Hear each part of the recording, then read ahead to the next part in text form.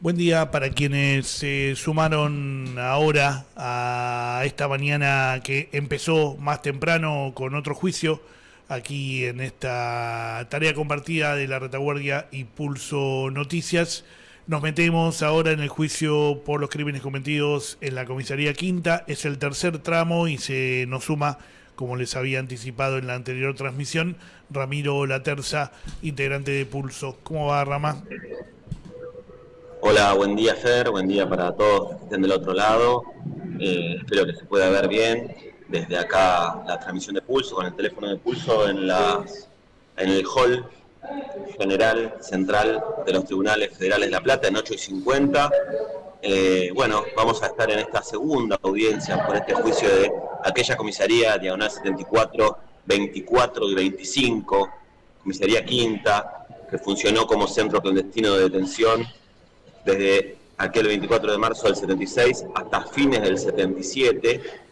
Y bueno, vamos a escuchar un rato más las lecturas iniciáticas del juicio y vamos a ver cómo continúa, mientras que es probable que este juicio siga la semana que viene. Sí, porque bueno, el otro juicio, el de 1/60 Comisaría Octava, pasó ya para la continuidad para agosto. Vos decís que, y me pareció entender que la semana pasada la jueza Yaur también decía que las testimoniales van a comenzar después de la feria, ¿no? 8 de agosto. 8 de agosto, Lunes 8 de agosto es la siguiente audiencia. exacto. No sé por qué cambia el lunes, pero... Ah, mira, no había registrado que era lunes. No lo había registrado. Bueno, A ver, déjame mirar bien. Igual... 8 de agosto, no, jueves. Me estoy diciendo en cada una de las informaciones que tire. Jueves 8 de agosto se retoma va a ser la tercera audiencia de Comisaría Quinta, parte 3. Hoy debería ser, además del final de la lectura de los cargos por los que estas tres personas están imputadas, debería ser también la chance de las indagatorias de Pedro Muñoz, para quien se pidió la semana pasada al cierre de la audiencia la detención, porque Muñoz está en su casa, pero libre, con algunos problemitas de humedad en el techo. Y después sí tenemos a José Sarabia Dey como cumpliendo prisión domiciliaria, y lo tenemos a Jorge Antonio Vergés, que ya está con varias condenas, también en su casa cumpliendo esas condenas, ¿no?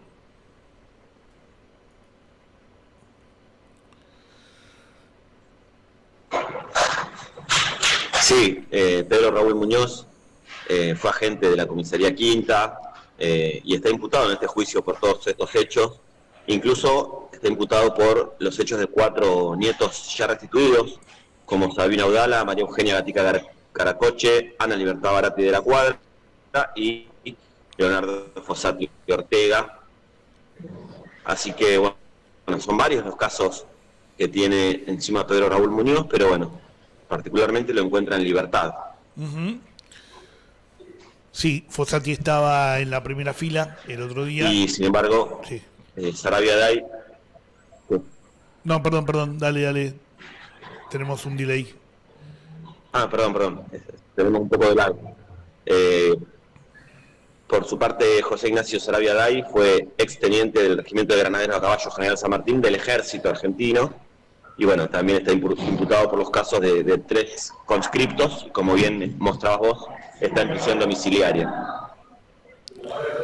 Ahí vas a poder ver. Ahí llega ingresando. Fiscalía. Ya ingresando a la sala, ¿no? Así que seguramente estamos pronto. Todavía. Está ingresando a la sala Nogueira y Oberlin. Todavía tenemos en la parte virtual de este juicio solo las cámaras de los imputados encendidas, pero el resto de las personas que están, incluyendo el propio tribunal, están todavía con las cámaras apagadas. Es Fer, ibas a contar algo de la audiencia pasada, de la primera audiencia y de quiénes estaban. no, que estaba Leonardo Fossati en la primera fila entre el público. No sé si hoy van a volver a estar, pero Fossati estaba, se lo veía allí detrás de Julia. eh, bueno, como querellante y como uno de los casos de los nietos que nacieron, que en el caso de Fossati nació en la comisaría quinta, el cautiverio de su madre, y hoy está afrontando el juicio por los crímenes cometidos allí.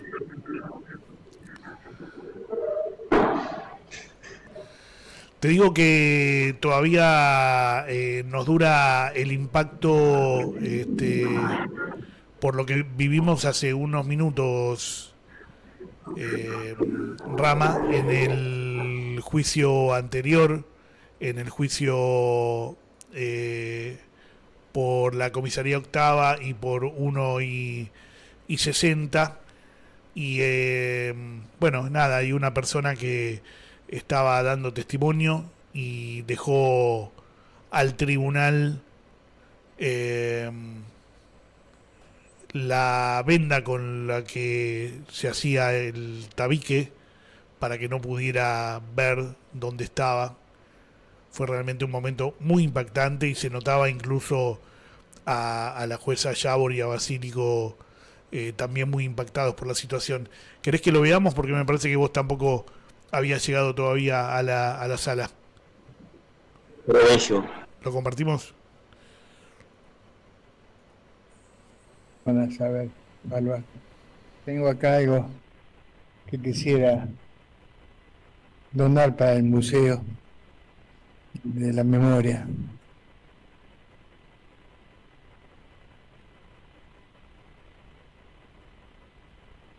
Si alguien lo quiere tomar. Sí, lo vamos a tomar y el tribunal se va a encargar de hacerlo llegar a los fines que usted le agradecemos mucho.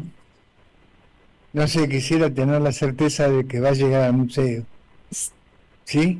Si usted quiere dejarlo aquí, lo puede hacer, y si no, podemos brindarle la comunicación con las personas que necesarias para que usted pueda hacer la entrega. Es una decisión suya, como usted quiera. Lo puede probar y Absoluta confianza, ¿no? lo vamos a hacer, se lo garantizo que lo vamos a hacer. Bueno. Es un recuerdo de familia. Muchas gracias. No sé, ¿qué más?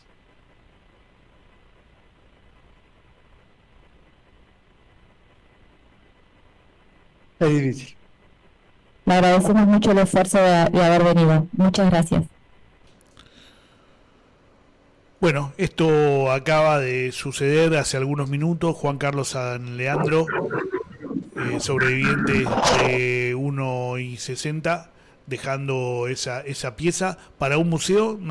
Yo estoy equivocado, Rama, o ni 1 y 60 ni comisaría octava son todavía museos para la memoria.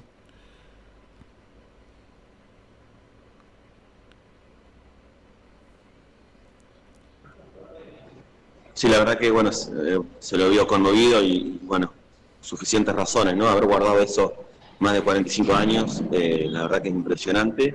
Y, bueno, interesante lo que llegué a escuchar de la pregunta, si en diciembre, cuando tengamos quizás sentencia de juicio 1 y 60, habrá alguna propuesta para qué hacer con esos espacios, ¿no? Que actualmente funciona todavía ahí, cuestiones de caballería y de la policía. Comisaría octava también funciona con normalidad, ¿no? Veremos a ver cuál va a ser la propuesta, si o convertirlo o al menos, bueno, intervenirlo de algún modo, ¿no? ¿En los dos edificios pasa lo mismo? ¿Siguen en manos de las fuerzas de seguridad? Así es, los dos edificios de 1 y 60, uno que queda en 60, 1 y 115, el otro queda 1, 60 y 59, justo a la vuelta, y también en comisaría octava, que es avenida 7 y 74. Uh-huh.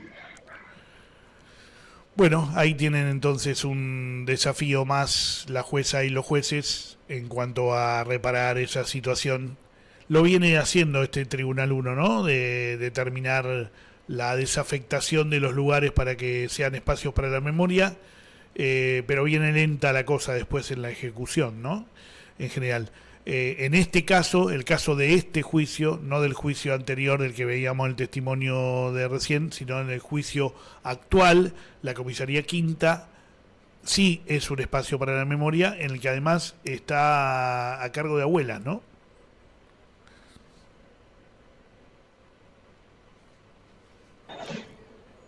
Sí, así es, Fer. Decía al inicio, en diagonal 74, 24 y 25. Funcionó como centro clandestino de detención y ahora es un espacio de memoria que lo organiza Abuelas de Plaza de Mayo.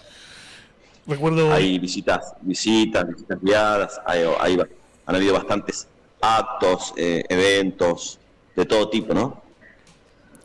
Recuerdo que en alguna entrevista que le hicimos a Emanuel Lovelli juntos, en el marco del juicio de las brigadas, creo, él estaba justamente en la oficina que Abuelas tiene allí en la comisaría quinta, estaba siguiendo el juicio desde allí, y muchas audiencias del juicio de las brigadas. Colín Torre también estuvo desde ese lugar, ¿no? Desde lo que fue la comisaría quinta, y hoy Claro. es un espacio para la memoria. En esa historia, la historia de esta recuperación se inicia con el juicio Circuito Camps, ¿no? 2010, 2011 y 2012, que bueno, también fue el Tribunal Federal número 1 que lo llevó adelante, finalizó en diciembre del 2012, y bueno, con ese veredicto, a partir de ahí, Abuelas de Plaza de Mayo, también el Estado a través de la Secretaría de Derechos Humanos, y bueno, todas las querellas comenzaron a pedir que funcione, que se desafecte, porque todavía funcionaba la policía, y que haya un espacio para la memoria. Fue en diciembre del 2013, el año siguiente, donde hubo una señalización, primero, bajo una ley nacional, y en el 2015 recién se pudo desafectar del uso de las fuerzas policiales la parte de los calabozos de la comisaría. Recién en el año 2018 se logró la desafectación total del espacio, y bueno, como decíamos, fue entregado a Abuelas de Plaza de Mayo y a la Secretaría de Derechos Humanos para la creación de un espacio de memoria provincial. En ese juicio del Circuito Camps se llevaron adelante los dos primeros tramos de esta causa que investiga lo sucedido en la comisaría quinta. Podríamos decir que el comisaría quinta 1 y 2 estuvieron dentro de ese juicio grande que se conoció como Circuito Camps, y ahora estamos asistiendo a una tercera etapa de juzgamiento de los hechos ocurridos en ese lugar, con los 112 casos que, bueno, la mayoría de ellos fueron parte del juicio Circuito Camps, pero también con algunos casos nuevos, como el de los 3 conscriptos que fueron secuestrados, y no, 4 conscriptos que fueron secuestrados, y el de los niños apropiados también, ¿no?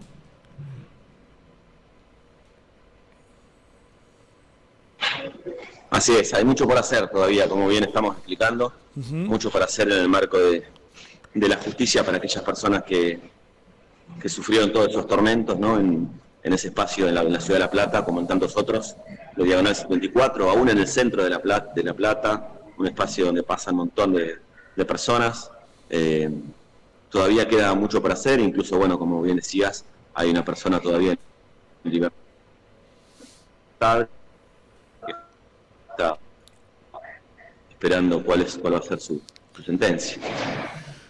Graciela Ungaro en el chat de el canal de YouTube de La Retaguardia, en el que transmitimos en conjunto, en vivo, Pulso Noticias y La Retaguardia, estos juicios de La Plata, dice: buen día, Ramiro y Fernando, gracias por la cobertura y la transmisión de los juicios.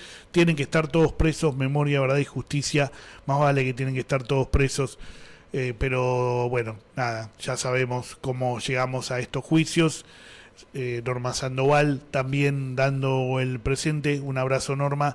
Y Mauricio Carvajal desde Colombia dice: buenos días, muy fuerte abrazo desde Bogotá a las víctimas, al equipo de La Retaguardia y Pulso, y a todos los compañeros y compañeras. Bueno, nos sumamos a ese, te devolvemos ese abrazo. Va, no te lo devolvemos, te lo compartimos. Quiero decir que esta tarde vamos a estar, como todos los jueves, acompañando a las madres de la línea fundadora desde en la ronda de las madres. Vamos a estar todos los jueves, hacemos transmisión en el Instagram de la Retaguardia. Hoy también vamos a sumar el YouTube de la Retaguardia, vamos a transmitir por las dos plataformas. Es una ronda importante. El domingo se cumplió el primer mes de la ausencia de Nora Morales de Cortiñas. Ayer cumplió 93 años Elia Espen, que seguramente va a estar hoy celebrando esos 93 en la ronda a la que va casi todos los jueves de manera infaltable. Hay convocatorias de personas que han sido despedidas de los sitios de memoria. Bueno, ahora mismo hay gente de personas despedidas de otros ámbitos del Estado, de otras oficinas del Estado que están en la Plaza de Mayo y que iban a compartir una olla popular. Abuelas de Plaza de Mayo está convocando también a defender a la CONADI, la Comisión Nacional por la Identidad de Personas, allí en la Plaza de Mayo. Es decir, va a ser una ronda muy nutrida de gente, y por eso también vamos a estar transmitiendo por las dos plataformas. Julián Bouvier y Camila Cataño van a estar allí transmitiendo en vivo.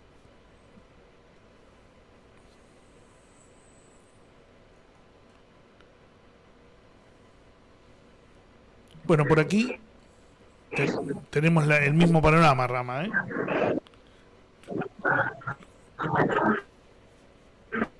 Fundamental el trabajo que están haciendo, bueno, ustedes ahí que están en la ciudad de Buenos Aires, mucho de lo que está sucediendo a través de todos los...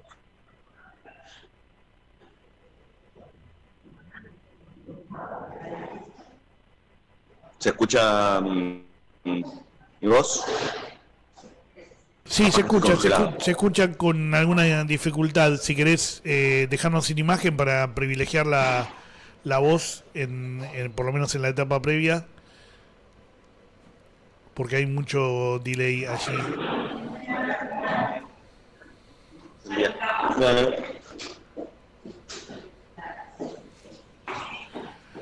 Allí escuchamos pasos, vemos pasar... Bueno, llegó la doctora Yabor.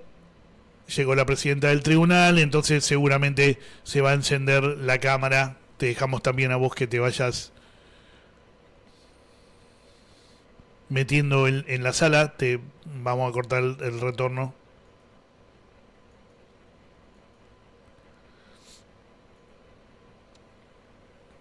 Y en cualquier momento ustedes van a ver cómo se van a encender todas las cámaras, el resto de las cámaras. Por ahora solo vemos a los 3 imputados.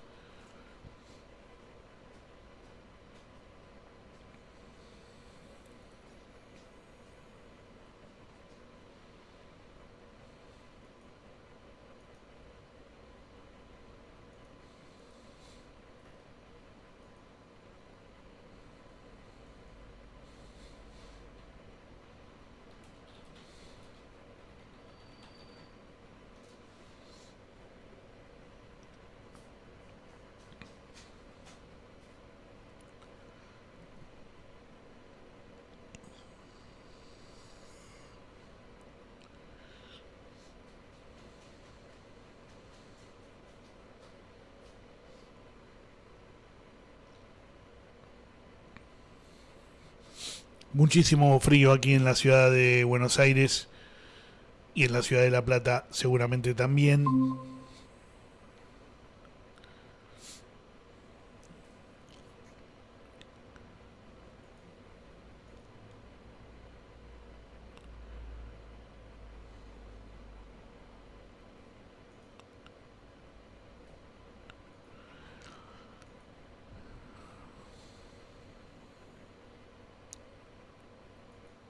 A ver, Rama, ahí creo que... A ver si mejora un poco la señal, que tenemos ahí adentro. Más o menos, ¿eh? No mucho.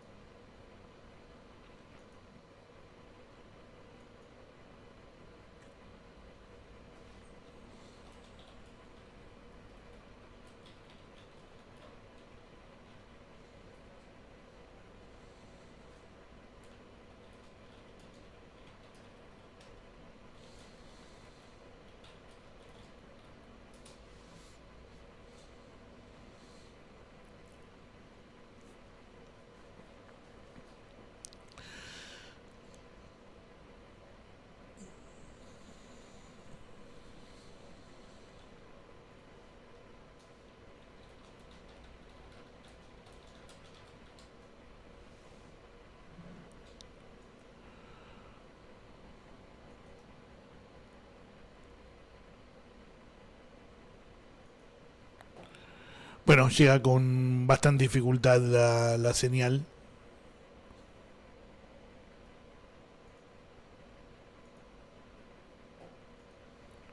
Allí adivinamos los rostros de las querellantes.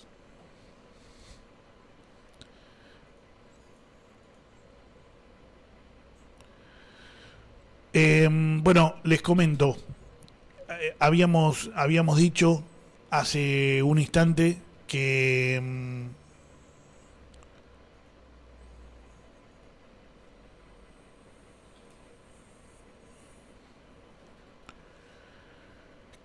el tribunal tenía que decidir la situación de uno de los imputados. Este hombre, Pedro Muñoz, está libre, está en su casa, pero está libre, es decir, termina el juicio y puede salir, hacer lo que quiera, tiene libertad ambulatoria, no está con prisión preventiva. El tribunal escuchó la semana pasada las querellas de abuelas, el resto de las querellas, y la fiscalía pedir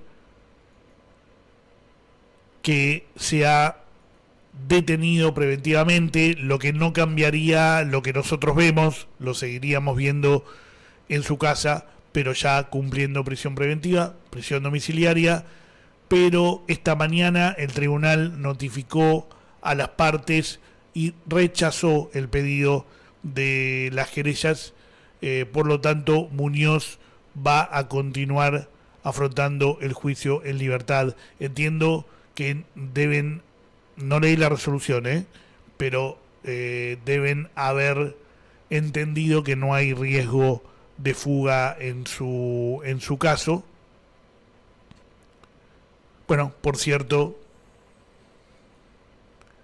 que la decisión del tribunal lo ha beneficiado. Allí lo vemos a Muñoz.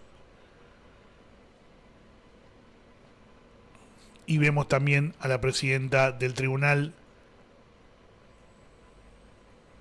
que ha rechazado el pedido de las querellas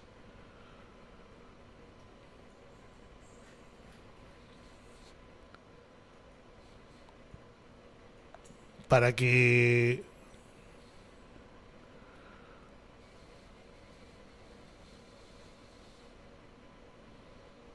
Muñoz esté detenido.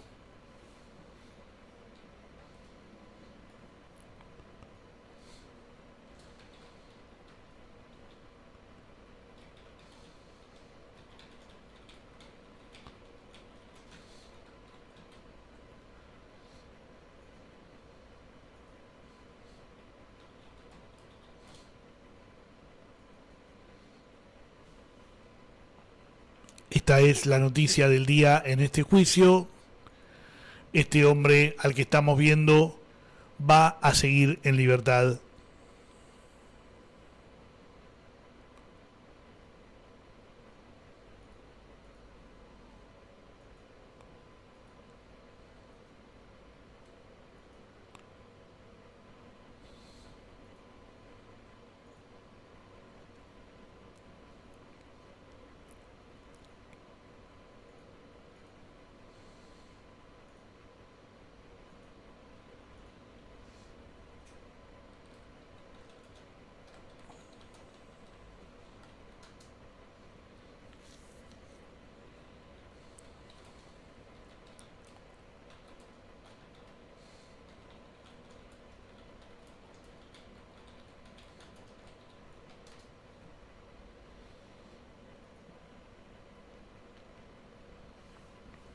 Bueno, en cualquier momento vamos a comenzar con esta audiencia.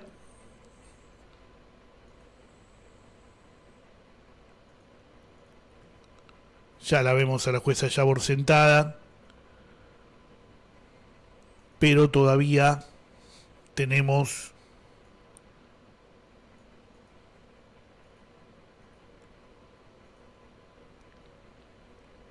el resto de las cámaras apagadas en la virtualidad. Bueno, hay muchas de las partes que están presenciales.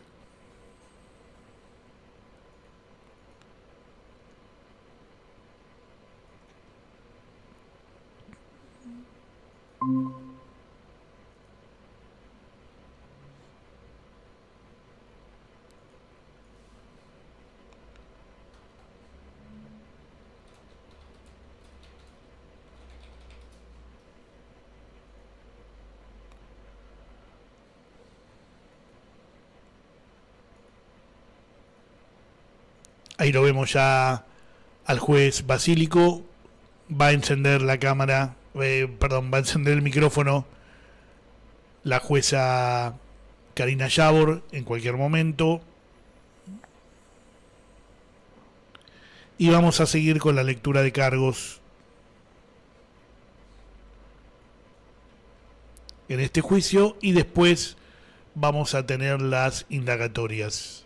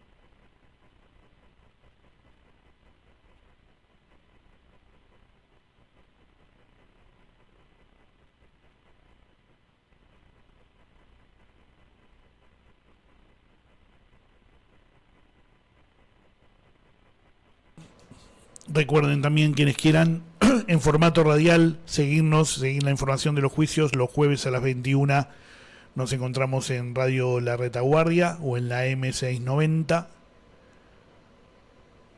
para Oral y Público, el programa que hacemos desde el 2010. Ahí va Yabor.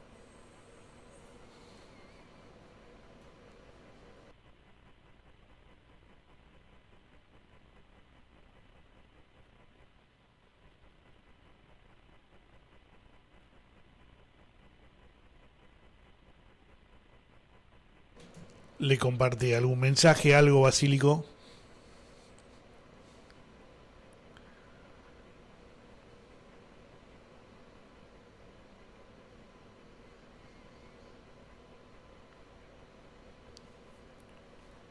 Será un meme. Los jueces y las juezas también ven memes.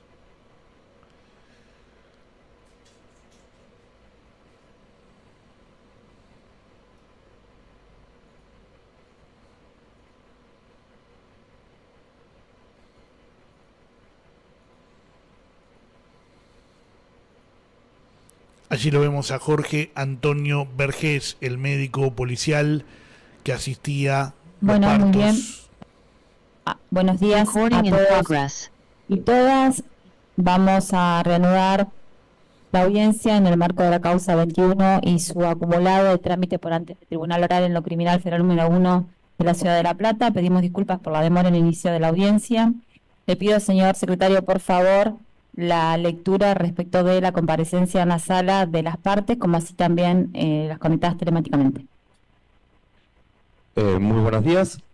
Señora Presidenta, cumplo informar a las partes en primer término que este Tribunal Oral en lo Criminal Federal número 1 de La Plata se encuentra integrado en estas actuaciones por la señora Presidenta, la doctora Karina Yabor, presente en la sala de audiencias, así como por los doctores Ricardo Basílico, también presente en la sala, y el doctor Andrés Basso, quien se encuentra participando de la audiencia a través del sistema de videoconferencias.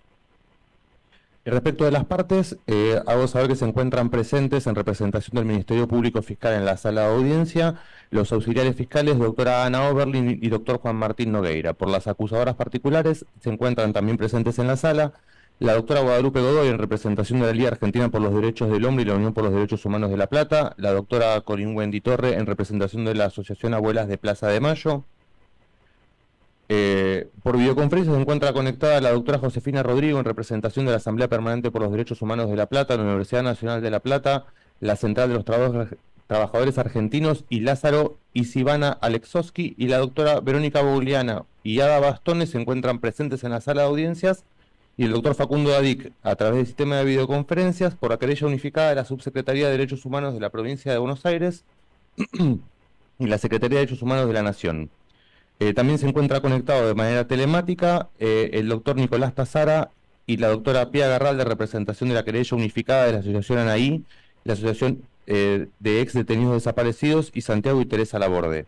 Asimismo se encuentran conectados virtualmente el defensor público oficial doctor Gastón Barreiro, la defensora pública coadyuvante doctora Natalia Di Felice y el defensor público coadyuvante doctor Pablo Beltraqui, así como sus asistidos imputados en autos, Pedro Raúl Muñoz, Jorge Antonio Vergés y José Ignacio Sarabia Dey. Asimismo, hago saber que la presente audiencia se transmite en vivo por los canales de YouTube del Poder Judicial de la Nación y de la Retaguardia TV y Pulso Noticias de manera conjunta. Bien, muchas gracias, doctor. Bueno, conforme a lo que había quedado planteado de la audiencia anterior, vamos a completar con la lectura del auto de elevación a juicio la plataforma que corresponde a la imputación. Le voy a reiterar a los imputados que presten especial atención a lo que va a leer el señor secretario a continuación, toda vez que completa las piezas acusatorias que se han leído en la fecha anterior de inicio de debate. Con la anuencia de las partes vamos a leer, hemos hecho una selección porque es muy extenso, son más de 250 fojas, de modo que no tiene sentido dar una lectura integral, que ya hemos leído la audiencia previa, los contornos de las distintas acusaciones específicamente.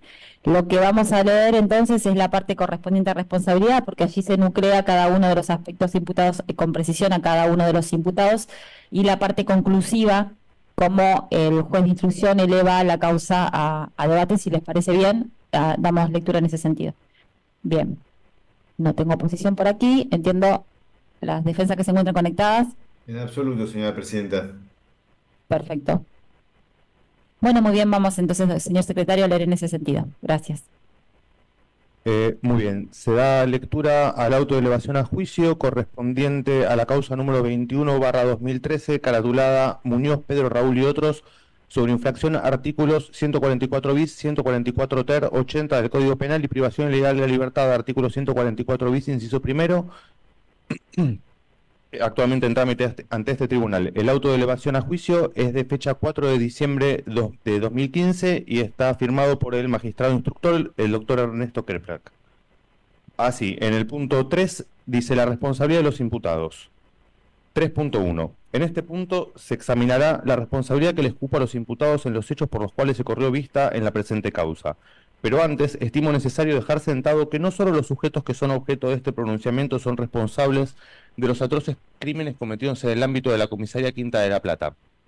En efecto, muchos funcionarios que se desempeñaron con altos cargos en sectores de las Fuerzas Armadas y de Seguridad que formaba parte de la estructura de mandos que se erigía sobre la Comisaría Quinta de La Plata, han fallecido antes de ser juzgados o durante la sustanciación del proceso. Entre ellos pueden mencionarse a los siguientes: Carlos Guillermo Suárez Mason y Jorge Olivera Rovere. Este último falleció estando procesado y detenido en el marco de esta causa, quienes se desempeñaban en la época en que ocurrieron los hechos como jefe y subjefe del primer cuerpo del Ejército de Capital Federal, que tenía a cargo la Zona 1. Adolfo Sigwald, Juan Bautista Saciaín y Jorge Álvarez, que se desempeñaban en la Brigada de Infantería Mecanizada 10 de La Plata, que estaba a cargo de la subzona 11. El primero y el segundo de los nombrados fueron jefes de la brigada en distintos periodos y el tercero fue subjefe. Roque Carlos Presti, Aldo José Barufaldi, Pedro Alberto Durán Sanz y Oscar Pablo Villoni, quienes se desempeñaban en la época en que ocurrieron los hechos como jefe y subjefe del Regimiento de Infantería Mecanizada número 7, que tenía a cargo el área 113. Alejandro Arias Duval, quien fue procesado en las otras Roque Presti, el padre del actual jefe del ejército. Ricardo Campo Amor, que falleció, Ducros, que se desempeñaban... Era el jefe del regimiento. El primero y el segundo de los nombrados fueron jefes de dicha repartición allí en la zona. Y el tercero fue subjefe. Juan Ramón Camps, que fue jefe de la policía de la provincia de Buenos Aires. Ernesto Guillermo Trotz y Reinaldo Tabernero, los que fueran subjefes de dicha fuerza. Ignacio Oscar García, quien ocupó el cargo de director general de investigaciones de la policía de la provincia de Buenos Aires. Y Osvaldo Sertorio, procesado en las otras causas número 2/SE y 117/SE, quien fuera jefe de la comisaría Quinta de la Plata. Por otra parte, y de conformidad con lo referido en el apartado de esta resolución titulado Introducción, no puede descartarse a esta altura que, en la continuidad de las investigaciones, puedan identificarse otras personas que hayan efectuado aportes de relevancia desde el punto de vista jurídico penal para la perpetración de los hechos ilícitos cometidos en el ámbito de la comisaría Quinta de la Plata. Sentado ello, pasaré, ahora sí, a referirme a la responsabilidad atribuible a cada uno de los imputados cuya situación se trata en esta resolución. Punto 3.2.1. Pedro Raúl Muñoz. Pedro Raúl Muñoz revistió en la comisaría Quinta de la Plata desde el 29 de octubre de 1975 hasta el juicio de ello, toda vez que la Sala Tercera de la excelentísima Cámara Federal de Apelaciones de esta ciudad de La Plata ha dispuesto la falta de mérito del imputado en relación a los casos de Rubén Santiago Starita, Hugo José Medrano y Victorio Perdigué. Es preciso señalar que se continuará con investigación de tales casos en el marco del expediente que permanecerá en esta instancia luego de que se concrete la elevación a juicio. Por último, el Ministerio Público Fiscal, en el requerimiento de elevación a juicio obrante a foja 5008-5107, consideró que no se encontraba acreditado que el paso de Héctor Ramírez por la comisaría Quinta de la Plata y solicitó el sobreseimiento de Muñoz por este hecho. Los señores fiscales argumentaron que, abre cita, la única testimonial que acreditaba su permanencia en dicho centro clandestino era la de Miguel Díaz de Marco, pero él mismo, al referirse a Ramírez, en ese juicio dijo que era pintor y que le decían el panadero porque estaba vestido de blanco y que había sido policía, lo que coincide con la descripción de Adolfo Agustín Ramírez, tal como desarrollamos al tratar su caso, pero no con la de su hermano Héctor. Cierra cita, paréntesis, ver últimos párrafos del punto 4A1 del dictamen fiscal glosado a foja 5008-5107. Ahora bien, sin perjuicio que el imputado fue procesado por los hechos que damnificaron a Ramírez, considero, en comunión con los argumentos postulados por los señores fiscales, que deberá decretarse el sobreseimiento del imputado en orden al caso aludido, lo que así resolveré. Punto 3.2.2. Jorge Antonio Vergés. Jorge Antonio Vergés se desempeñó como efectivo de la Policía de la Provincia de Buenos Aires con el cargo de oficial inspector según surge de su legajo personal. El nombrado fue procesado en autos por haber participado en la privación ilegal de la libertad y torturas de los que resultó víctima Jorge Julio López. Todo ello durante el tiempo que la víctima estuvo ilegítimamente alojada en la comisaría Quinta de la Plata, entre los días 15 y 16 de noviembre de 1976 hasta el 20 o 21 de diciembre de dicho año. Para acreditar la presencia del imputado en la comisaría Quinta, se tuvo en cuenta, entre otros elementos, lo expresado por la víctima en la oportunidad de prestar declaración testimonial en el marco de la causa número 7/SE de trámite por ante este juzgado el 16 de noviembre de 2005. En aquella ocasión expresó que, entre comillas, cuando estuvo detenido en la comisaría Quinta, reconoció al médico Vergés. La presencia del imputado en el lugar también fue advertido por otra detenido, Adriana Calvo, quien prestó testimonio en los juicios por la verdad. En dicha ocasión brindó detalles de cómo el médico Vergés asistió a una detenida a parir en la cocina de la comisaría. Ver testimonio prestado en el marco de los juicios por la verdad, expediente número 1671/SU, caratulado Iglesias Juan Miguel. En este punto, es preciso advertir, tal como lo hizo la alzada, que si bien las circunstancias señaladas no forman parte de la acusación que aquí se le formula al imputado, desacreditan su alegato en cuanto que no habría prestado funciones en dicha dependencia. Ver fojas 357 a 384 del presente incidente de apelación. No se debe perder de vista que el nombrado en su calidad de médico de la Policía de la Provincia de Buenos Aires tenía una actividad itinerante caracterizada por su presencia en diferentes centros clandestinos de detención en los cuales se solicitaba su concurrencia para asistir, entre otras funciones, principalmente a mujeres embarazadas y próximas a dar a luz. Ver causas número 605/2010 y número 737/2013 de este juzgado. En tal sentido, resulta ilustrativo lo expresado por la Sala 3 de la Cámara Federal de Apelaciones de La Plata, en el marco del expediente 3782/3, en cuya oportunidad confirmó el procesamiento dictado respecto al imputado de autos en el marco de la causa 3/SE. Allí sostuvieron que, abre comillas, Vergés formaba parte de la planta del grupo de tareas y de la inteligencia y llevaban a cabo sus actividades en varios centros clandestinos de detención, de acuerdo al reparto funcional de tareas y conforme a una organización operativa. Su tarea podía ser la de participar en la de operativos de secuestros, por ejemplo, el caso de Pablo Díaz, o la de intervenir en las sesiones de interrogatorio, ya sea aplicando directamente los tormentos, o haciendo las preguntas, o asistiendo a la salud del detenido. Cierra comillas. A su vez agregaron que, nuevamente abre comillas, Vergés era parte de la patota que integraban Varela y Cosani, y, tanto en Puesto Vasco como en el Coti Martínez, prestaba una colaboración esencial en las sesiones de interrogatorio y tortura, con asistencia médica a los detenidos y asesorando a los torturadores hasta dónde debían seguir con los tormentos o cuándo terminarlos. Cierra comillas. Esta circunstancia, a su vez, resulta debidamente confirmada por haberse acreditado su presencia en otros centros clandestinos de detención, como bien se desprende de la citada declaración prestada por Adriana Calvo, por cuanto sostuvo que pudo ver al imputado en el pozo de Banfield. Las pruebas reseñadas permiten acreditar la presencia de Vergés en el lugar donde se cometieron los hechos ilícitos, en donde funcionó un centro clandestino de detención, lo que permite responsabilizar al nombrado por las conductas lesivas que sufrió la víctima Jorge Julio López durante su detención en la comisaría Quinta de La Plata.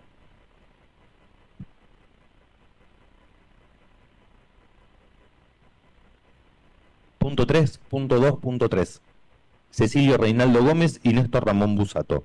Conforme a la evaluación de la prueba efectuada en el punto 2.3, se ha demostrado que el 24 de noviembre de 1976 se llevó a cabo un operativo en el domicilio ubicado en la calle 30, número 1136 de esta ciudad, que devino en un enfrentamiento armado entre las fuerzas que asistieron al lugar y los moradores del inmueble.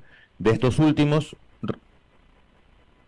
resultaron abatidos Roberto César Porfirio, Daniel Eduardo Mendiburo Elicabe, Juan Carlos Piers y Diana Esmeralda Teruggi, mientras que la menor Clara Naí Mariani, que en ese momento contaba con 3 meses de vida, fue sustraída y aún se desconoce su paradero.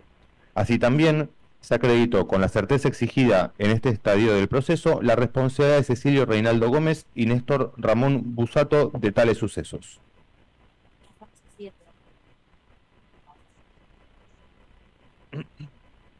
A la parte dispositiva, ¿no, doctora? Sí, ya no quedan imputados. No, el punto siguiente... No tengo habilitado el micrófono. Bien. En el punto siguiente ya se pasa directamente a tratar los modos de participación y luego la calificación legal. Perfecto, entonces.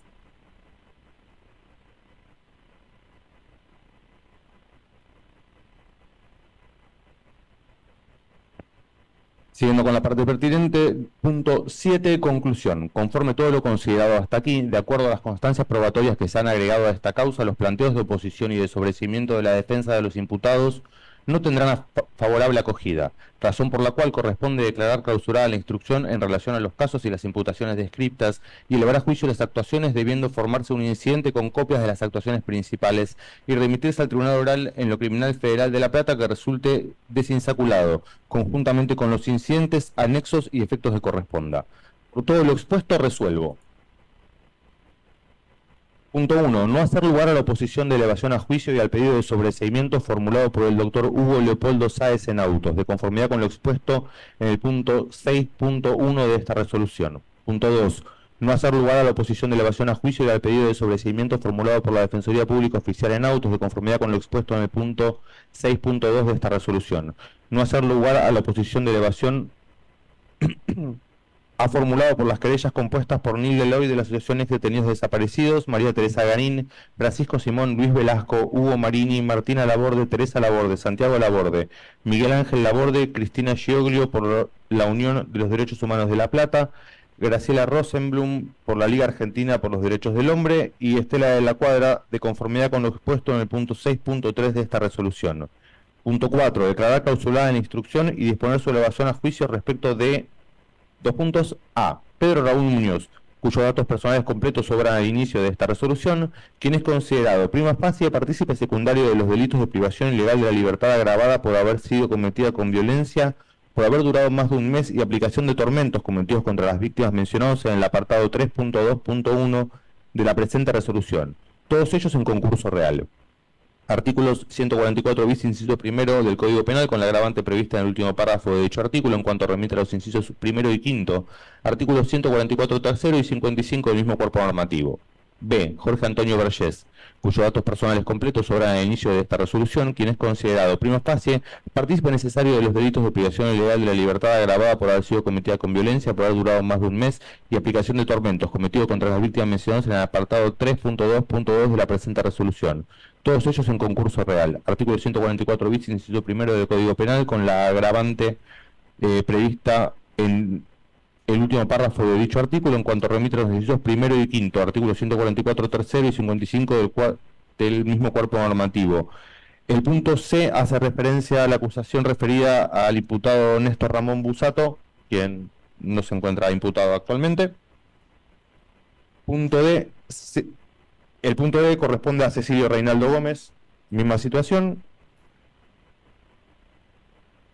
Punto 5. Decretar el sobreseimiento de Pedro Raúl Muñoz en relación al caso de Héctor Ramírez, conforme lo expuesto en el último párrafo del apartado 3.2.1 de la presente resolución. 6. Efectuar las notificaciones pertinentes y, una vez cumplidas las mismas, formar el correspondiente incidente, el cual deberá ser elevado con los incidentes, anexos y efectos que corresponda al tribunal que resulte desinsaculado. 7. Disponer que, a partir de la efectiva elevación del incidente indicado, los procesados mencionados en el punto 3 de esta parte dispositiva queden anotados a disposición del tribunal que resulte desinsaculado. Punto 8. Hacer saber de lo resuelto a la Sala 3 de la excelentísima Cámara Federal de Apelaciones de La Plata, a la Sala 1 de la Cámara Nacional de Casación, a las unidades carcelarias a las que se encuentran alojados los detenidos y al Registro Nacional de la Incidencia. Punto 9. Regístrese, notifíquese y cúmplase. Firmado Ernesto Kreplak, juez federal, ante mí, Mariano Orlando Pérez, secretario federal. Finalizada la lectura, hago saber que el segundo tramo de elevación de la causa, que integra el objeto procesal de autos, no se formularon oposición alguna a la elevación, por lo cual la causa fue elevada con un mero auto de clausura por parte del juzgado. Perfecto, entonces eso ya se encuentra cumplido. Muchas gracias, señor secretario. Bien, entonces, bueno, declaro formalmente abierto el debate y le voy a preguntar a las partes si tienen alguna cuestión preliminar para plantear. Sí, doctora, la escucho. Bueno. Gracias.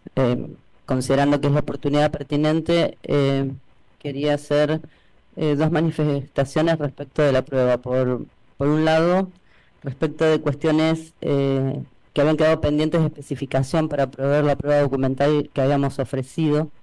En ese caso quiero manifestar que respecto de la incorporación de la totalidad de los expedientes 2251/2006, 2506/2007 y 2955/2009, ahí me habían planteado la especificación de las fojas. Quiero reiterar el pedido de la incorporación de esas causas en su totalidad, con sus correspondientes anexos y legajos de prueba, tal como se ha hecho en causas anteriores, ¿no? El proveído de prueba, de hecho, de agosto del 2011 en causa 2955, por ejemplo, incorporó a su vez a todas las causas conexas del circuito. En caso de que el tribunal haya tenido o tenga una modificación en ese criterio, en ese caso solicito específicamente la totalidad de la prueba documental incorporada al debate oral en la causa 2955 por las partes acusadoras, la totalidad de la prueba suplementaria que se produjo durante el debate de esa misma causa desde el momento del proveído de prueba, que fue en agosto del 2011, y la totalidad de los legajos de prueba de anexos documentales de las causas 2 y 17, Secretaría Especial. Y por otro lado, teniendo en cuenta que con posterioridad a estos ofrecimientos de prueba, este mismo tribunal llevó adelante el juicio denominado Garachico, que también involucra hechos que transcurrieron en un tramo en la comisaría quinta, particularmente sobre López y Cano. Solicito también la incorporación de esa causa y subsidiariamente, en caso de cambio de criterio, que se incorpore la prueba documental que fue incorporada a ese debate y la suplementaria que se produjo durante el debate oral. De igual manera, la sentencia que se produjo en ese juicio lo planteo acá porque tuvo confirmación de casación el 28 de mayo de este año, es decir, con posterioridad a la audiencia preliminar. Y, de igual manera, dado el fallecimiento comprobado en esa causa del testigo y víctima Cano, y que el testimonio de su hermana Leticia, que no estaba ofrecida en este juicio, se produjo en ese debate, solicito la incorporación por lectura de ese testimonio. Y por otro lado, solicitar que, habiendo contestado la defensa respecto de la incorporación por lectura de testimonios que habían sido ofrecidos, se resuelva la nómina definitiva a fin de que las partes podamos iniciar este juicio con la certeza necesaria y también para transmitirla, ¿no?, a quienes nos están consultando respecto de si son parte de esa nómina. En cuanto al planteo que introdujo la Fiscalía en el último traslado, respecto de la necesidad de consulta previa a la incorporación, nosotros queremos apelar, y lo digo también en función de lo hablado con mis mandantes, a que, teniendo en cuenta el contexto, que se trata de una causa que es prolongación de anteriores, que en este tribunal estamos esperando también la concreción de otros juicios, se adopten criterios que eviten la repetición de un juicio que ya fue válidamente cumplido, donde esos testigos se explayaron, al igual que en los sucesivos que hubo en la jurisdicción. Agregamos además que al momento de solicitar el doctor Barreiro la unificación de esta causa con la 2450, fue la propia Fiscalía quien dijo, por otra parte, cito, la acumulación de esta causa, un debate de las dimensiones que supone la 2450 y sus acumuladas, implicaría un lapso por demás prolongado hasta su culminación, en tanto, a partir de la nueva propuesta formulada por las partes, el debate de esta causa puede realizarse en un tiempo muchísimo más breve. Y en este sentido también aclarar que por lo menos las querellas o en lo que a nosotros compete, previo a la propuesta que realizamos oportunamente, también realizamos las consultas pertinentes en la medida de nuestras posibilidades, ¿no? Entonces, teniendo en cuenta que se trata de reiteración de testimonios que ya fueron varias veces dados, evaluamos también con un criterio de responsabilidad de nuestra parte la necesidad de ser las partes del juicio quienes realizamos un recorte para el proceso, recorte que por otro lado siempre hemos realizado en realidad, ¿no? Pero que además consideramos que es cada vez más necesario por el paso del tiempo, por los efectos que provoca sobre el testimonio ese paso del tiempo, porque además el tiempo pasa sobre los cuerpos, ¿no?, las mentes y los cuerpos, por lo difícil que también es para sobrevivientes y familiares decir que no frente a un llamado que consideran un deber y por el cual además han bregado tanto tiempo. Entonces consideramos, como lo consideramos desde el principio cuando planteamos, las primeras veces que planteamos la cuestión de la revictimización, que somos las partes quienes debemos realizar ese recorte y el tribunal quien tiene que tomar esa decisión. Entonces, a la luz de lo expuesto,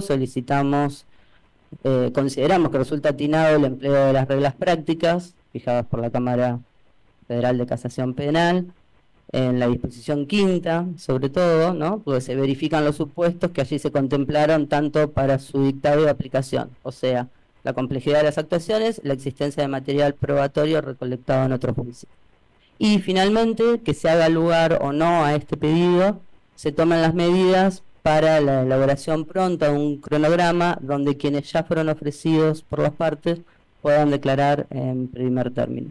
Bueno, son los pedidos. Muchas gracias. Muy bien, gracias doctora, se tiene presente. Voy a correr traslado, vamos a sustanciar ahora el planteo. Voy a correr traslado, doctora. Colín.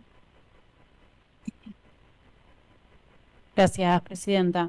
Esta parte adhiere en parte a lo propuesto por la doctora Godoy. Es cierto que la nómina de testigos que ha ofrecido la asociación y el creyente particular, a quien estoy representando, es muchísimo más corta que el listado de testimonios que pueden ofrecer las demás partes por el objeto de la asociación que estoy representando.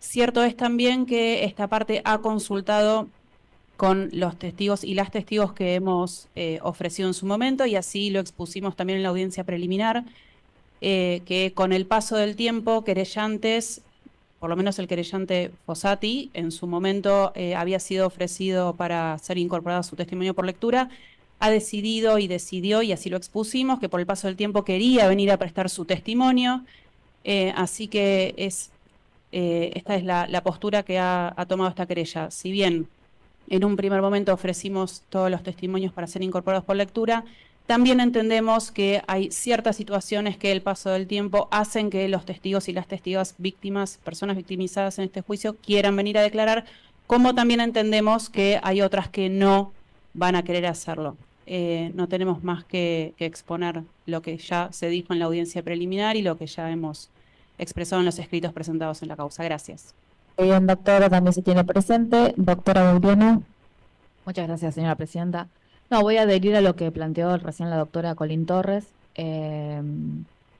porque consideramos que si bien hay muchos testigos y no buscamos revictimizar a ninguno de los testigos ni testigas, es necesario que se le haga la consulta previa, como planteó la Fiscalía en su momento, porque también esta instancia es una instancia reparatoria para muchos y muchísimas de las víctimas que vienen a declarar. Entonces nos parece importante que tengan ese paso previo, y en caso de considerarlo que no tienen nada que aportar ni otro elemento y se puede incorporar por lectura a la declaración previa, nos parece oportuno que se incorpore por lectura. Nada más. Muy bien, muchas gracias. Se tiene presente.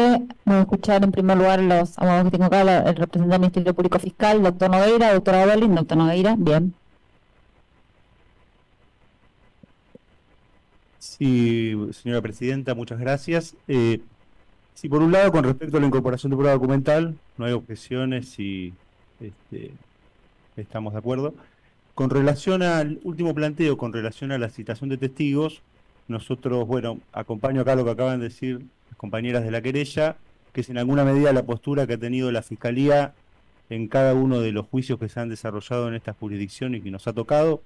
La Fiscalía lo que hace es, en todo caso, privilegiar la voluntad del testigo, en el sentido de privilegiar el interés superior del testigo víctima, que siempre hemos tenido presente en función de directrices y principios de derecho internacional que estamos llamados a aplicar. En ese sentido, entendemos que la intermediación, a los fines de lograr un consentimiento del testigo víctima, debe ser una intermediación especializada a través de los equipos de acompañamiento, que van en definitiva a poder establecer de una manera concreta y evitando siempre, que es nuestro también objetivo, cualquier tipo de revictimización. Pero entendemos que también esa consulta hace también a la reparación y a ciertos derechos que tienen los testigos, por lo cual entendemos que esto es un paso previo ineludible, sin perjuicio también de advertir cuestiones de legalidad que están íncitas en esto, en esta consulta, a los fines de la incorporación por lectura, por lo cual mantenemos nuestra postura original y solicitamos que sea resuelta así. Muchas gracias, señor fiscal. Tengo en la pantalla, voy a tratar de ir por orden. Doctora Rodrigo la veo primero, así que le voy a preguntar a usted. Adherir a lo que ya han manifestado las partes que se encuentran presentes. Muchas gracias. Tiene que decirme a quién adhiere, porque tiene un distinto postulado. No, al planteo de la doctora Godoy, que es el, doctora Godoy, perfecto. El que inicia y el más genérico, digamos. Muchas gracias. Perfecto, muchas gracias, doctora. Bien, entiendo, ¿está el doctor David conectado? Sí, ¿qué tal? ¿Me escuchan? Sí, doctor, lo escuchamos, ¿cómo le va? ¿Qué tal? Buen día. Bueno, estando unificados en este juicio con la Secretaría de Derechos Humanos de provincia, entiendo que ya quedó respondida el planteo. Muy bien. De todos modos, hago la decisión específica al planteado. Perfecto, doctor. La doctora Pía Garralda, sí. ¿Qué tal? Buenos días. En el mismo sentido que la doctora Rodrigo, esta querella va a adherir a lo planteado por la querella de la doctora Godoy. Muy bien, doctora. Bien. Ahora me queda la de querella. ¿Cómo? La defensa. Ah, sí, perdón. Estaba mirando la guía, disculpen. Sí, la defensa, lo escucho, doctor Barreiro, ¿puede ser? Sí, muchas gracias, señora presidenta, buen día.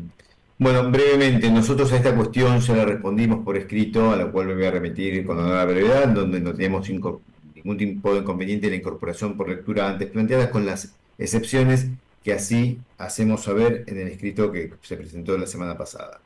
En tal sentido, y siendo no testigos que fueron presentados por nosotros, creo que queda ya en manos del tribunal resolver esta cuestión. Muy bien, perfecto, doctor, muchas gracias. Estamos, ¿verdad, señor secretario? Gracias por la ayuda en el orden. Bien, vamos es una cuestión para ir puntualizando algunos aspectos. En punto a las personas que fueron citadas conforme el prohibido de prueba, a prestar declaración y que conforme lo informado por el Ministerio Público Fiscal o las partes se ha tomado conocimiento de su deceso, de su fallecimiento, el tribunal va a requerir la inmediata registración oficial, la comprobación para que una vez corroborado se disponga lo que por derecho corresponde en función de verificar esta circunstancia que es objetiva y que no se enmarca en otra situación y que penosamente iguales y comprende a un número importante de personas testigos para este debate. Eso en primer lugar. Luego, en punto a lo expresado y también para darle celeridad al tema, respecto de los testigos que fueron convocados en el proveedor de prueba por los hechos cometidos o que habrían acontecido conocidos como en calle 30, por los que resultaba imputado el señor Gómez, habiéndose extinguido la acción penal por su fallecimiento, le voy a pedir a las partes que se pronuncien respecto de la pertinencia o no de la convocatoria a los efectos de la estrategia que cada una de las partes tenga. Les voy a pedir que nos lo informen por escrito a esto, así también le damos celeridad al punto. Finalmente, en punto a lo que requirió la querella puntualmente a la doctora Godoy en cuanto a darle algún tipo de certeza a la nómina prioritaria de testigos, como ustedes bien saben, en el 19 de diciembre del año pasado hicimos una resolución donde se estableció una nómina de personas que van a ser convocadas prioritariamente como testigos, de modo que el tribunal va a comenzar con esa nómina que fue resuelta el 19 de diciembre del año 2023, y respecto de los planteos, para quede claro, vamos a empezar con esos testigos. Respecto del planteo de incorporación y respecto de los planteos que se han recibido en la fecha como una cuestión preliminar, el tribunal va a resolver qué temperamento se va a adoptar respecto de los demás testigos referidos.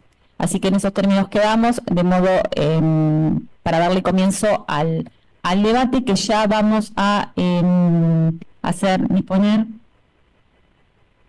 un cuarto intermedio para el día jueves. Perdón que le interrumpa. Doctor Barreiro, ¿lo escuchó? Porque yo solamente contesté en función de la vista que se corrió, pero no con la cuestión de planteo preliminar. Claro, yo le di traslado por el planteo preliminar, por todo le di traslado. Lo escucho entonces. Pero quise responder en función de la vista que se estaba corriendo en el momento y luego, como para ordenarlo, hacer una breve mención en función de uno de los resúmenes de requerimiento de elevación a juicio que fue leído la audiencia pasada, a lo cual, en respuesta de esto, si bien no es en total alcance del planteo preliminar, pero sí debo dejar sentada la postura de la defensa en tal sentido. Entiendo que ello fue en el marco del artículo 347 al momento de correr vista y fue resuelto por el juez de instrucción en su momento en el auto que se dio lectura por vuestra dignos estrados. Sin perjuicio de ello, como se incorporó como parte del requerimiento y se diera lectura a los efectos de dar mayor certeza y evitar una reedición de ese planteo, entender que no es ni siquiera un pedido de ampliación en el momento de la instrucción, ni tampoco una posibilidad de acusación, es a los efectos que se circunscriba el objeto procesal en función de lo que fue el auto de elevación a juicio y en función de ello también los testimonios que vayan a ir surgiendo a lo largo de este debate, sobre todo que en muchos casos, como es en el de Ciudadela que se mencionó, es de extraña jurisdicción y no correspondía la evaluación de posibles juicios en este ámbito tribunalicio. Entonces, esta cuestión, y en función del debido proceso, la defensa en juicio y demás cuestiones, hago esa salvedad teniéndolo como no pronunciada esa parte en la cual excede el marco de acusación que hace a la defensa de mis asistidos a la verdad, Antonio Vergés y el señor Pedro Muñoz. Es simplemente esa mención que quería dejar de expresa mención por parte de esta defensa pública oficial.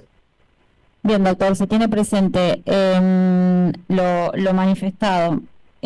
conforme lo que dijo la plataforma, la lectura que se hizo hoy de la autoevaluación tiene que ver con eso, definir los contornos respecto a los cuales se llevará a cabo la llamada indagatoria. Eventualmente las partes, igual en la audiencia anterior, algunas de las partes hicieron saber que eventualmente ampliarán sus acusaciones, de modo que en la oportunidad procesal correspondiente, si es que lo hacen, se dará el curso del trámite procesal correspondiente con la ampliación eventual de indagatorias conforme lo que eventualmente surja, y entiendo al respecto que hace una salvedad en punto a un temperamento de existir este tipo de planteo de acusación respecto de la incorporación por lectura de los testigos. Eso es lo que, para que me quede claro, su reparo estaría en ello, de darse esta situación, la convocatoria o no de los testigos. En efecto, así es. Muchas gracias. Muy bien, muy bien.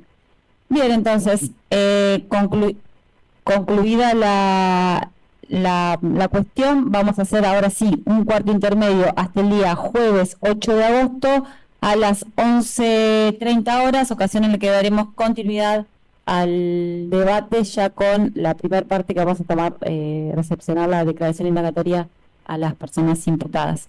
Que todos y todas tengan muy buenos días. Buen día, hasta luego. Recording stopped.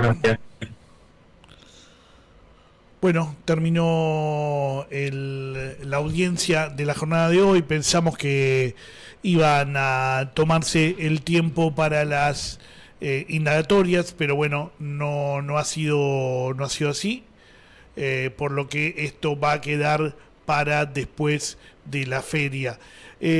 Para aclarar entonces lo que pasó recién.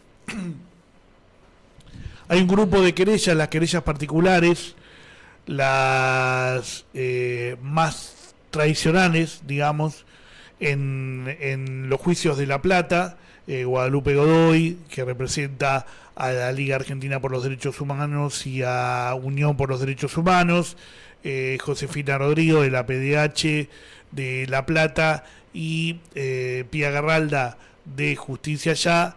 Lo que hacen es un planteo, es decir, lo hace Godoy y la respaldan las otras dos querellas particulares en torno de aquellas personas que declararon ya por escrito en otra instancia de este juicio, o incluso que declararon en el juicio del circuito Camps por hechos sucedidos en la comisaría quinta, que no sean llamadas a declarar nuevamente. El resto de las querellas, las que representan a Abuelas de Plaza de Mayo y a la Subsecretaría de Derechos Humanos de la Provincia de Buenos Aires y la Secretaría de Derechos Humanos de la Nación, junto con la Fiscalía, el planteo que hacen es: todo bien, pero ¿qué pasa si alguien quiere declarar porque siente que esa instancia es reparadora? E incluso Abuelas pone el caso de Fossati, uno de los nietos recuperados, que dice, le preguntamos si él quiere declarar. Entonces ahí entran como en colisión estos dos pedidos.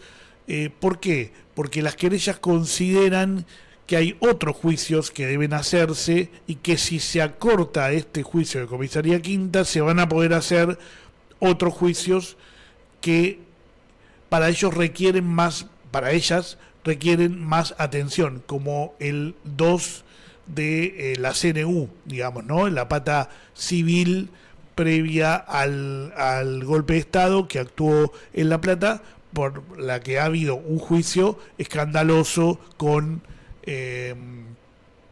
incluso personas que han sido liberadas, ¿no? Esta es un poco la idea. Primero, no revictimizar, pero además acelerar los juicios para poder ir a otros juicios ante el mismo tribunal, que claramente está haciendo ya dos, no podría tomar un tercero. Y lo que dicen las otras querellas y la Fiscalía es, bueno, sí, no estamos de acuerdo en que algunas puedan ser incorporadas por escrito, pero queremos que las personas sean quienes decidan finalmente si van a declarar personalmente en este juicio o no. Así que tiene una muy difícil resolución en sus manos el tribunal en este sentido. Recordamos que el tribunal esta mañana decidió rechazar el pedido que le habían hecho las querellas la semana pasada para detener preventivamente a Muñoz, uno de los imputados de este juicio, que está libre, está afrontando el juicio en libertad. El tribunal ha decidido rechazar ese pedido. Bueno, Paula Musa en ese sentido dice: y si se fuga, ¿quién se hace responsable? Porque es casi un hecho que lo van a condenar, a menos que sea amigo de Cunio Libarona, dice en referencia a Enrique Barre, representado por el estudio Cunio Libarona, que fue el único imputado que fue considerado no culpable en el juicio de las brigadas policiales de la provincia de Buenos Aires. Bueno, veremos qué decide el tribunal en este sentido. Tiene tiempo para hacerlo, porque la próxima audiencia va a ser entonces el jueves 8 de agosto, que vamos a tener los dos juicios. En primera instancia el de 1/60, como tuvimos hoy, y después el de comisaría quinta. Yo pensé que hoy íbamos a tener también tiempo para las indagatorias, pero me decía Ramiro por privada que hay también que disponer de la sala para otro juicio, y seguramente por eso se terminó acortando la audiencia de la jornada de hoy. Recuerden seguirnos en las redes de La Retaguardia y de Pulso Noticias, que estamos con los juicios de La Plata trabajando juntos. Recuerden también que a las 15:30 nos encontramos en este mismo canal y o en el Instagram de La Retaguardia para mostrarles, para compartir lo que esté pasando en la Plaza de Mayo, en una convocatoria como todos los jueves de la Ronda de las Madres, pero mucho más masiva y convocada también por otras personas o por otras organizaciones como Abuelas de Plaza de Mayo, por ejemplo, que van a ir a la plaza, o la gente de Sitios de Memoria. Va a haber personas que estuvieron liberadas, que están liberadas después de haber estado presas en la última de las represiones que se llevó adelante en Congreso. Algunos de los 33 van a estar hoy y van a hablar en la ronda. Todo eso lo vas a poder ver en La Retaguardia por el trabajo de nuestros compañeros Julián Bouvier y nuestra compañera Camila Cataño. Yo me despido y nos encontramos con estos juicios recién después de las vacaciones invernales. Pero bueno, seguimos mañana con los juicios. Tenemos 2 juicios en La Retaguardia este viernes, si lo estás viendo en vivo, este 4 de julio. Mañana 5 tenemos a las 9:30 en este canal Superintendencia de la Policía Federal, en el canal 2 Jefatura 3 de Tucumán. Chaucito, gracias.